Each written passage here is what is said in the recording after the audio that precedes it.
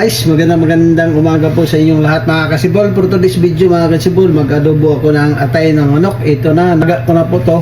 Pinakuloan ko na po mga kasibol. Tapos ano lang muna ako ng bawang at saka onions. Ko na po yung ating kardero ng mga kasibol, mantika. Ito na, mainit na po yung ating mantika mga kasibol. Isasabay ko na po yung bawang at saka onions. Ito na ha. Yung malayo dahil malalim po talaga yung ating kardero na maliit, kaya hindi gaano makikita. Ayan, nakikita niyo naman mga kasimpol, diba? Baba lang yung stand na mamaya na lang.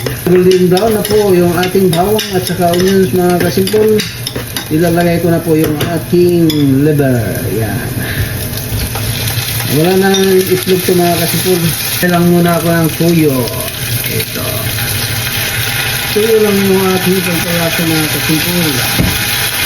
Lalagyan natin ng, hindi na ako maglagay ng suka dahil lalagyan ko ng kalamansi. Pala yung ilalagay ko mga kasimpol, medyo matagal-tagal pa. Ito lang yung aking ilalagay muna. Ayan, bitchin tala. Yun, halo-halo natin mga kasimpol. O diba? Ganyan lang pag mag-adobo ng atay ng manok. Napaka-simple mga kasimpol. Ito po yung lutong napakadali. Kung kailangan natin na patagalin yung ating atay dahil ilaga na. Pakuluan ko na po kanina. Tatakpan lang natin mga kasimpol. At mamaya-maya lang, babalikan natin yan. Kaya po yung ating green na sili. Yung ulam na niluto ko kanina, baon ng aking anak, crispy chicken. Ayan, nakikita nyo naman po kung gaano kasarap yung aking crispy chicken. Diba? Oh, ayan. Hahalo natin hahalo ko lang ng kunti mga kasimpol. Dahil nagmamantika na po siya, oh. O diba? O, napakasarap. Sarap yung ating alubong atay. O, wala na pong asin-asin. Hindi na po ako maglagay ng asin dito mga kasimpol. Yan. Tapos ilalagay na ang green pepper. Yun po yung pangpabago at sarap sa kanya. Dagdag sarap yan mga kasimpol.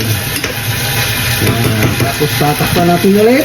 Antayin natin 2 minutos. Luto na yan. Babalikan ko na po yung aking adobong atay ng manok. Ito medyo maangkot. Ayan, bango-bango na.